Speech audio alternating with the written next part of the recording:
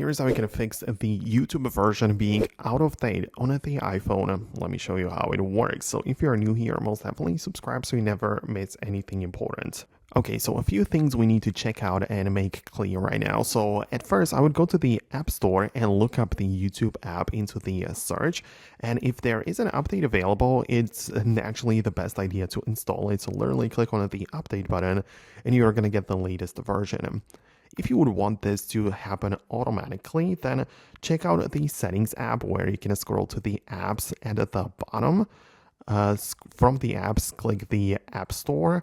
And there is the automatic app updates toggle. So make sure you enable it and all of your apps on the iPhone will then be updated automatically, right? So you might be interested in that.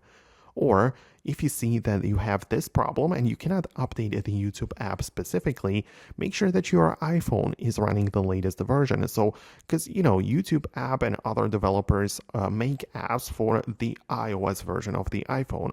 And if your phone is kind of behind, it would make sense to go to the general section, software update for the entire phone, and install the latest one if there is available. So that is something which I would do. And then I would go back to the App Store to see if the update is now supported.